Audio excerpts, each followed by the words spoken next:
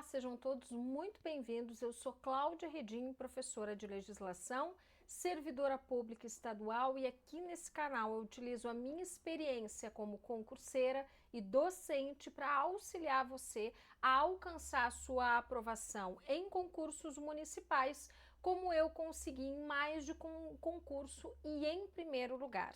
Hoje eu quero trabalhar uma revisão de 7 pontos da Lei Orgânica de Criciúma com vocês e já convidar você, se você está se preparando para algum concurso realizado pela Banca Fundatec, que você vá lá no meu Instagram, @ClaudiaRedin, conhecer o nosso material de 101 questões comentadas, questões atualíssimas, comentadas questão a questão, com um caderno de questões para você primeiro fazê-las sem consulta, para você primeiro adotar uma técnica de estudo ativo, segundo, para você se familiarizar com o padrão de cobrança da banca examinadora e terceiro, para você compreender quais são os pontos mais cobrados em cada um dos assuntos exigidos pela Banca Fundatec na parte de legislação.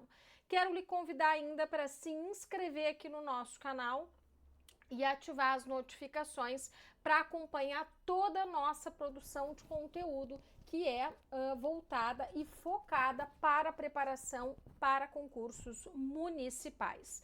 Dito isso, vamos para o que interessa, que é a nossa revisão da lei, de alguns pontos da Lei Orgânica do município de Criciúma. E intencionalmente eu estou trabalhando aqui com um documento online, porque uma das dúvidas que os alunos me trazem no Instagram é aonde eu buscar de forma atualizada a legislação municipal. E a gente sempre precisa buscar a legislação em fontes oficiais. No nosso caso, a fonte oficial é o site da Câmara de Vereadores de Criciúma. Então, eu estou aqui com ele aberto, trabalhando com o documento online para mostrar para você que você tem que ter muito cuidado quando simplesmente lança a busca no Google ou na internet e busca um documento em qualquer site. Não, você precisa de fontes oficiais e a nossa fonte aqui é o Poder Legislativo do município. Eu começo já então nos primeiros artigos que vão tratar de aspectos do município e dos poderes do município. Esses artigos eles não podem ser subestimados porque eles trazem informações bastante importantes. E já no artigo 1º eu tenho informações como o município ser pessoa jurídica de direito público, cuidado para o examinador não lhe afirmar que é pessoa jurídica de direito privado, e o município ser um ente autônomo. Cuidado, o município é ente autônomo e não soberano. Digo isso porque é uma das principais pegadinhas que o examinador tenta fazer com você. Soberana é a República Federativa do Brasil e o município, ente autônomo, pessoa jurídica de direito público, rege-se pela lei orgânica. A lei orgânica está para o município como a Constituição está para o Estado brasileiro. Ainda, alteração territorial no município só poderá ser feita, e aí essa formalidade nos interessa, lei complementar estadual, e eu preciso de consulta prévia às populações interessadas mediante plebiscito. Observe essas duas formalidades para fins de prova, porque o examinador pode substituir, por exemplo, lei complementar estadual por lei municipal, lei complementar municipal, decreto, medida provisória, ou ainda lhe dizer que essa consulta prévia se dará por referendo, o que é um equívoco, mas você precisa estar atento às possíveis substituições que o examinador pode fazer para lhe confundir.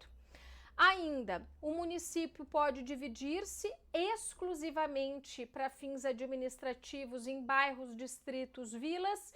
A criação, fusão, desmembramento, extinção e modificação de perímetros de bairros, distritos e vilas, denominação de vias, logradouros, bairros, distritos, vilas, praças, é por lei específica. Cuidado novamente para o examinador não substituir por ato administrativo, decreto.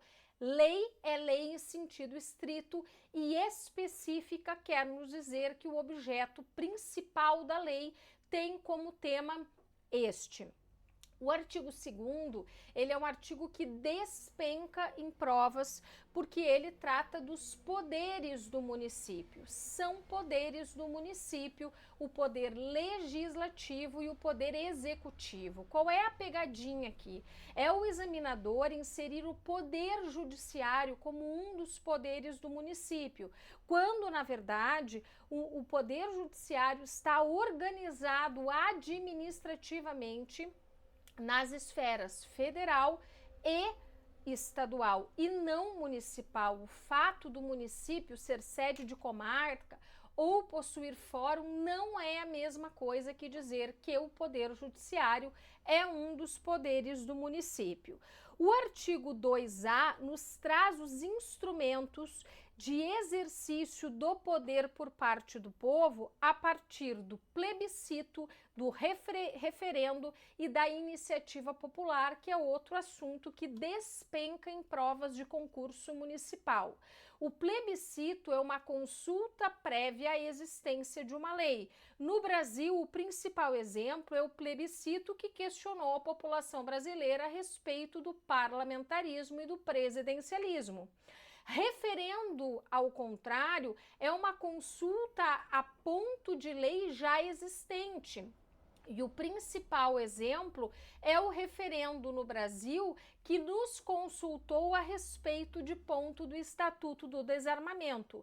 E a iniciativa popular, em âmbito municipal, ela é exercida por proposta subscrita por 5% do eleitorado municipal, algo que vai aparecer lá no processo legislativo municipal. Cuidado, a iniciativa popular em âmbito nacional é exercida por 1% do eleitorado. Então, o examinador costuma fazer essa modificação para lhe induzir a erro. O artigo 4º vai trazer os símbolos do município e eu quero chamar a sua atenção para não subestimar esse tipo de assunto, porque pode aparecer como objeto de uma questão principal ou ainda numa assertiva pedindo para você identificar se é verdadeiro ou falso. E o artigo 5º está reproduzindo o texto do artigo 19 da Constituição, trazendo vedações do município. Inciso 1, o Estado brasileiro é laico, os municípios são laicos, não há religião oficial. O artigo 5º da Constituição contempla a liberdade religiosa como direito fundamental. É vedado ao município recusar fé a documentos públicos e ainda somente a Constituição brasileira está autorizada a criar distinção entre brasileiros ou preferências entre si, como é o caso dos cargos privativos de brasileiro nato, estabelecida pela própria Constituição. No artigo 6º, rapidamente eu quero chamar a sua atenção, porque o que vem em prova é o que constitui o patrimônio do município. Isso você precisa memorizar. São bens móveis e a dívida ativa está nos bens móveis, imóveis, créditos tributários, direitos, títulos e ações. Então, o parágrafo 1º é uma bela questão de prova para a sua prova objetiva, porque nos diz da constituição do patrimônio do município. Mas eu quero ir com você lá no artigo 12, porque os artigos que tratam de competências são artigos muito importantes para fins de prova. E o artigo 12 nos traz as competências principais do município e que são competências que estão relacionadas aos interesses locais e aos peculiares interesses do município. E aí nós vamos ter a prerrogativa de legislar sobre assuntos de interesse local, suplementar a legislação federal, sempre limitada essa suplementação ao interesse local, exercer a competência tributária, organizar, suprimir distritos, mas a formalidade é observar a legislação estadual, organizar os serviços públicos, promover o adequado ordenamento territorial que vai encontrar no plano diretor o seu principal instrumento, preservar o patrimônio histórico e cultural, criar a guarda municipal. Então eu sugiro que você, primeiro, associe essas hipóteses ao exercício do município no interesse dos interesses locais e peculiares interesses do município. E nós precisamos memorizar essas hipóteses porque nós precisamos diferenciá-las da competência comum lançada no artigo 13. E aí eu lanço uma ideia genérica para você também ajudar você a memorizar as hipóteses e diferenciar a competência privativa do município com a sua competência comum cumulada com outros entes federativos. Na competência comum ou concorrente do município com a União e o Estado, eu vou estar sobretudo falando de competências relacionadas a direitos sociais. Os direitos sociais estão conceituados lá no artigo 6º da Constituição e correspondem à cultura, à educação, à proteção das pessoas portadoras de deficiência, à saúde. Então vejam que são assuntos relacionados a direitos sociais e, sobretudo, assuntos de tamanha envergadura que não fariam sentido que fossem de competência de um único ente federativo. Raciocina comigo, faria sentido que somente fosse a atribuição do município preservar floresta, fauna e flora? Faria sentido que coubesse somente ao município proteger documentos, obras e valores e bens de valor histórico, artístico e cultural? Não, isso é uma competência compartilhada entre os entes federativos, dada a relevância desses interesses. Então, eu quero que você memorize as hipóteses do artigo 13, relacionando a direitos sociais como saúde, educação, meio ambiente, assistência aos grupos vulneráveis, como crianças, idosos, pessoas com deficiência e assuntos que não fariam sentido que fossem da competência de um único ente federativo, como a proteção ao patrimônio histórico-cultural e ao meio ambiente. Então é importante você memorizar as hipóteses das competências, mas sobretudo saber diferenciá-las, porque a grande sacada do examinador é trazer as competências e pedir para você identificar se é uma competência privativa ou ainda se é uma competência comum ou concorrente. E aí eu quero ver 4 artigos na nossa revisão com vocês dentro do poder legislativo. O poder legislativo, um dos poderes do município, é exercido pela Câmara de Vereadores e vejam que a Constituição Federal ela estabelece uma relação de proporcionalidade entre o número de habitantes e o número de vereadores. E no nosso caso, a Câmara Municipal de Criciúma terá, dentro dessa relação de proporcionalidade, a composição de 17 vereadores. Essa informação precisa ser memorizada. Para mandato de 4 anos, são eleitos pelo sistema proporcional em pleito direto e simultâneo em todos os municípios. E aí nós vamos ter 2 espécies de competência dentro das competências do legislativo que vocês precisam memorizar. Uma competência que exigirá a sanção do prefeito e uma competência exclusiva que dispensa a interferência do prefeito. Quando eu falo em competências que exigem essa articulação entre executivo e legislativo, eu estou falando sobretudo de assuntos que vão estar relacionados aos interesses do município e por isso está justificada essa composição entre os poderes. Eu vou estar falando de sistema tributário municipal, que vai gerar a receita do município, das leis orçamentárias, plano plurianual, lei de diretrizes orçamentárias, orçamentos anuais, o efetivo da guarda municipal, o plano diretor de desenvolvimento integrado, que vai organizar a expansão urbana, o adequado ordenamento territorial, a criação, transformação de cargos, empregos e funções públicas. Então observa que são assuntos que se relacionam aos interesses do município, diferente dos assuntos que eu tenho no artigo 17, que vão estar todos vinculados às funções típicas do poder legislativo, como elaboração do seu regimento interno, as funções fiscalizadoras da Câmara Municipal, porque sim, uma das principais funções da Câmara é exercer o controle externo do Poder Executivo, fiscalizando suas contas e seus atos. Autorizar o prefeito a se ausentar do município, mudar a sua sede, assuntos relacionados à sua organização administrativa.